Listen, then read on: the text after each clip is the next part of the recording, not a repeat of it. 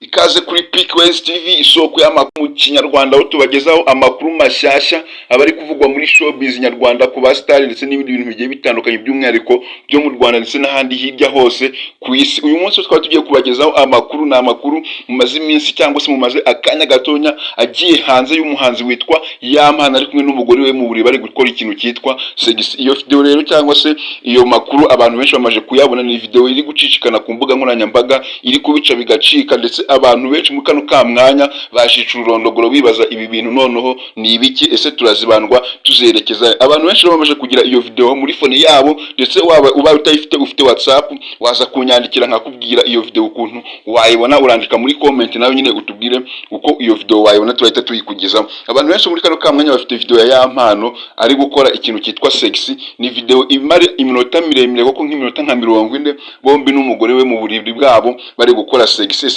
Kugira iyi video ngo ijye hanze, ibyo byose ibyo tugiye kurebera hamwe nibyo ugiye kumenya. Wowe cyo ngusabye, ndagusabye nukure urushinge kuri iyi channel yacu ya PQS TV kugira tukugezaho amakuru mashyashya, wimenyere byose isoko n'icyabi, kugira ngo video ibashe kujya yajya hanze. Nimba uri kunaruga mbigeze kuri iyi channel yacu ya PQS TV, kanda subscribe, ufungure inzogera kugira ukomeza kubana natwe mu zindi video tubategurira umunsi ku munsi, gatanu kuri gatanu. Mu by'ukuri rero nk'uko nari mbibabwiye ngo ntimukure urushinge rwanyu kuri PQS TV kugira ngo mubashe gusobanukirwa cyangwa se mubashe kumenya icyabiteye, kugira ngo iyi video ya Yampano ibashe kuba yajya hanze cyangwa se yasakara mu Banyarwanda miliyoni 12 zose. Abantu benshi bakaba bayifite, biri wakibaza ngo byatewe n'iki, ese n'iki cyabiteye kugira ngo Yampano abashe gufata amashusho nk'anga y'urukozasoni ayashire ku mbuga nkoranyambaga kugira ngo abantu bazibone. Ese yaragamije iki? Ese yashakaga kwerekana iki cyangwa se gutangaza iki? Gusa nk'uko nabikubwiye mbere yuko dutangira, kamaze mbibuse gatonya, murabizi amezi make nyashize nabwo Yampano yigeze gushira video ye hanze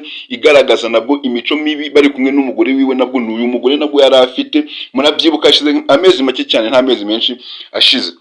Yampano yagiye nabwo ashira video ye hanze imara iminota 30, nabwo bari gukora ibintu by'urukozasoni bombi n'umugore wiwe. Iyo video muragize iracicikanye cyane, abantu nabwo barayigize batera ama comment bibaza nyine ukuntu ibi bintu biba byatewe. Ese nawe wakibaza, se ibi bintu biba byatewe n'iki kugira ngo umustar nkuriya afate video ayishire ku rubuga rwiwe cyangwa se ayuploadinga ku zindi mbuga ziwe, ari gukora ibintu bitemewe cyangwa se ibintu wenda biremewe bombi n'umugore we barabyemerewe wenda mu rugo rwabo, ariko se bemerewe kuba bagenda bakazishira ku itangazamakuru abantu bakabimenya? Iyi video abantu benshi barayifite, nimba utayifite nawe icyo uza gusaba uraza kwandika muri comment uvuga ati ariko ndaza kuyibasigiramo muyumve. Ibi bintu rero tweka twigarukire kuri Yampano video ye imaje gushika hanze, abantu benshi bamaje kuyibona muri kano ka mwanya, ndetse n'abatayifite namwe muraza kuyibona, ndaza kuyibasigiramo.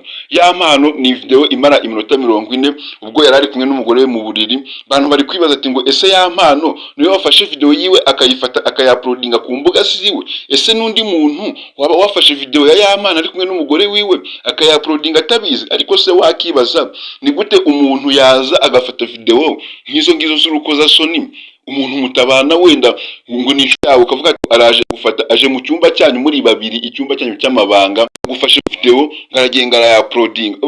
Nubwo Yampano ari kugenda yiregura avuga ati ngo ni umuntu umugenda wabyanga byakunda ngo ujye ugiye kumufata video, noneho video akagenda za uploadinga ku mbuga kugira ngo abashe kumusebya cyangwa se kumuharabika. Ese we ni kubibona? Ni gute umuntu w'inshuti yawe yaza mu cyumba cyawe we n'umugore wawe muraramo akagufata ngo ari kugufata video ngo zo kuza kugusebya?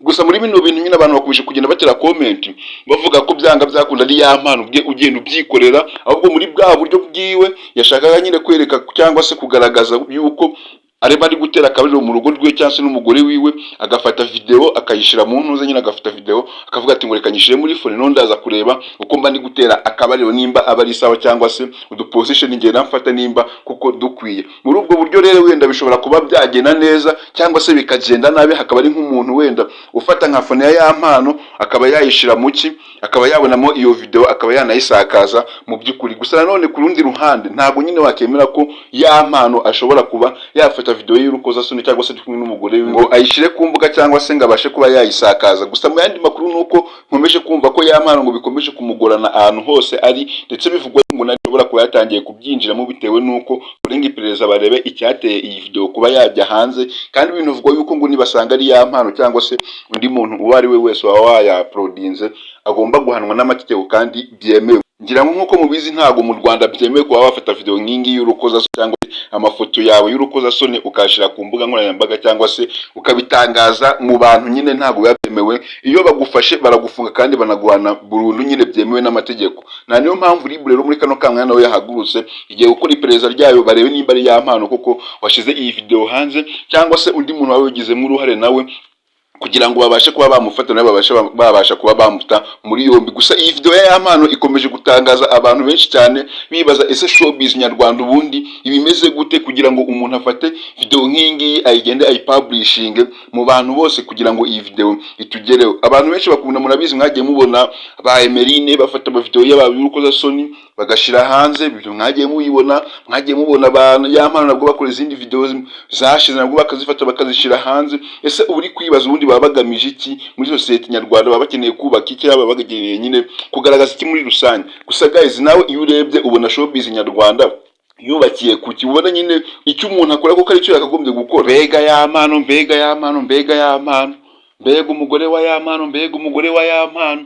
Iyi video yoho kanze ndaje imite nyibashiriramo, mubanze murebe agace gatonya kuko murabizi kuri YouTube ntago yabyemeye naho gushaho video nk'izi ngizi, ariko ndashaka ukuntu bashiramo akantu gatonya kagaragaza ya mpano n'umugore wiwe bari mu ibyo bintu by'amakozasoni cyangwa se bya segisi. Mbega umugore, mbega umugore mu buriri, yewe mbega ya mpano, mbega ya mpano. Nubo baragenda bagafiringa ikintu cyitwa nyine kuba bari mu buriri. Mbega mbega mbewe kanze ndaje mbashiremo. Gusa guys, wowe nyandikira muri comment umbwira ati ngo ese ya mpano koko iyo urebye ubona adashaka kuyinjira mu kandi kazi wenda kuba umuhanzi bitamunaniye? Abantu bari kubyibaza, wese ya mpano murabizi ntagikora indirimbo zinatrending cyane cyangwa se zinagira views nyinshi cyane. Bari kuvuga ese buri nko guhindura umwuga wenda tubimenye, kuko kuva yazana umugore wiwe nawe nta kindi kintu bo baba bari gukora, nyine ni ibyo ngibyo, no kwikora akantu bashira ku mbuga nyine kubujyanye nyine n'ibikoza-soni. Namwe mumaje kubibona kuko video ebyiri, burya izo video ebyiri ziba zaje wenda ubwa mbere wabivuga bikumvikana nyine ukavuga ko byabaye pare accident, nyine umuntu akaba yapfata video yawe akayiprodinga ku mbuga zawe. Ariko se niya kabiri nayo nabwo umuntu ashobora kongera gufata indi video nabwo akayaprodinga ku mbuga zawe. Ese ayigufatiye ko bavuga ko ubundi ko ya mpano ngafite ngo kamera mu cyumba cyiwe gukora ngo segisi ngo buri gihe ngafita ngo video? Niko amakuru nyine tugeraho ugenda avuga ko ya mpano aba afite kamera mu cyumba cyiwe buri video, buri uko bakoze segisi nyine abagomba gufata video. Wenda wanasanga uploadinga video ugasanga igendaniye mata nabizi, wenda nabyo birashoboka cyane, birashoboka ashobora kwa uploadinga video ugasanga video ayikanze kabizi ikabigiye ku mbuga nkoranyambaga gutyo abantu bakayibona. Gusa ndazi nyibashigemo nayo muyirebe. Gusa guys, ndagusabye nimba uri kora rugabyoze kuri channel yacu ya PQS TV, ntibagire gukora subscribe, fungura inzogera kugira ukora natwe mu zindi video tubategurira umunsi ku munsi, gatanu kuri gatanu. Ariko nimba video wayikunze ntibagirwe gukora like, comment, unayisharingire ku nshuti zawe. Ni PQS TV, isoko y'amakuru aho tubagezaho amakuru mashyashya. Ngira ngo mumaje kubona ko mu mwanya umuntu witwa Aga Promoter na Miki boho byamaje kurangira ibyabo. Ubu Aga Promoter akaba yatereye ivi umuntu witwa Miki. Ni ibyishimo cyane, byari bisereburo no ubungu tuvuye muri bya ya mpano, ariko Aga na Miki nabo bamaje kwishimira ini ntambwe bagezeho, yuko ubungu